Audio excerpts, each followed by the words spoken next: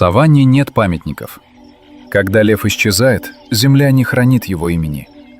Но были львы, чей след остается не только на каждой травинке саванны, но и в сердцах тех, кто видел их однажды или лишь слышал их историю.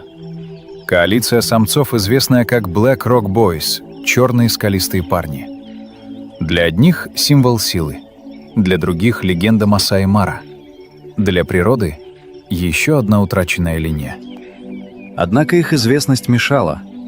Когда на львов смотрит весь мир, становится видно не только их силу, но и человеческую жадность, привыкшую действовать в тени. До них были другие львы, старые самцы Черной скалы. Бенна, одноглазый лев, лидер коалиции Лонго. Аркини и коротышка, известный своим коротким хвостом. Трое, а именно Бенна, Лонго и Аркини, удерживали территорию и вырастили 9 львят, которым удалось достигнуть взрослого возраста. Редкие исключения для дикой природы.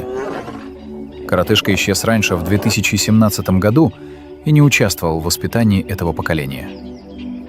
Они не были мягкими львами, но они были опытными. Среди них особенно выделялся Бенна, сильный и великодушный лидер, который умел уступать и знал, когда пора отойти в тень. Побеждая, одноглазый лев не отнимал будущее. Львицам он позволял уйти, не лишая их шанса сохранить своих детенышей. Этого оказалось достаточно, чтобы следующее поколение получило право на жизнь. Среди выросших львят выделились 5 братьев: Алабор, Алашипа, Алаисиада, Алаимина, Лоркулуп. В 2020 году они покинули родной прайд Black Rock, как уходят молодые самцы, чтобы создать собственную коалицию. Бенна, уже ослабленный возрастом, последовал за ними. Лонго оставался в прайде еще некоторое время. В последний раз его видели заметно изнуренным. После этого его след оборвался. Аркини по неизвестным причинам оставил прайд и исчез в той самой бездне, где судьбы львов теряются не случайно, и о них слишком часто предпочитают молчать. Старый мир закончился. Алабор был доминантным и бескомпромиссным. Он стремился к превосходству, расширять границы, вторгался на чужие территории, оттеснял соперников, отбирал самок, навязывал свое влияние. Рядом с ним почти всегда был Олашипа, сильный, харизматичный, надежный партнер в охоте и лидерстве. Лоркулуп был другим, терпеливым, уравновешенным, с добрым, храбрым сердцем. Он оставался рядом с прайдом, защищал детенышей и полностью поддерживал прайд Рангай, а также своих молодых 2-летних сводных братьев Киджану и Ликиджану, державшихся ближе к их территории. Его не раз видели, как он радостно встречал подросших сыновей, отдыхающим рядом с кочевым львом. Такое поведение не позволили бы себе Алабор и Алашипа. В этом он был похож на своего отца Бенну. Но Лоркулуп не был слабым. Он охотился в одиночку на буйволов, самое опасное травоядное Африки. На такое решаются немногие. Олаимина, любвеобильный лев, оставался в тени, но был частью защиты. Тем, кто держит строй, пока другие на виду. Вместе они стали почти непобедимой коалицией. В 2021 году пропал Аласиаду. Ему было около 4 лет. Не было найдено тело, не было следов борьбы. Просто одного льва стало меньше. В дикой природе смерть обычно заметна. Исчезновения нет. Пока коалиция крепла, территория вокруг них сжималась. Заповедник существует на карте, но не всегда в реальности. Земли продаются, границы смещаются, пастбище приближается к местам охоты львов. Когда лев убивает корову, пастух теряет авторитет в общине. Для него корова — богатство и сила.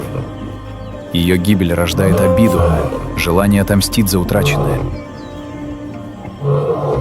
Компенсации существуют, но они не всегда останавливают месть. Яды, капканы, ночные расправы. Львы не понимают границ собственности, но платят за них жизнью. 25 января 2024 года. Погиб Алабор. Ему было 6,5 лет. Его останки так и не были найдены.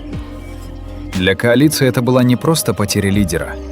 Это был первый удар, который изменил все.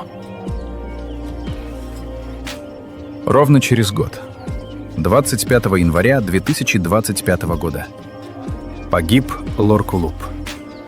Ему было 7,5 лет. Его тело было варварски расчленено. Лев, который умел жить рядом с семьей. Лев, который не искал лишней войны. Мир оказался не готов к такому льву.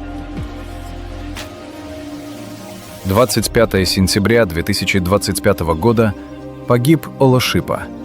Ему не было и 8 лет. Его голову и кости так и не нашли. Существует подозрение, что они были проданы через нелегальные цепочки, ведущие за пределы Африки. Кости львов ценятся. Их используют в магических практиках. Их продают как замену костям тигра. Спрос рождает охоту. Даже в заповедниках система не защищает львов полностью. Из всей коалиции в живых остался только Олоимина. После Black Rock Boys осталось не менее 15 детенышей. Их будущее неопределенно. Новые коалиции, такие как Top Boys, растут в той же реальности.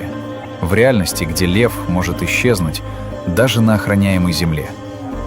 Они бесследно пропадают там, где дикая природа сталкивается с механизмом власти, в котором хищнику не оставили места и шанса. История Black Rock Boys — это не только история прайда.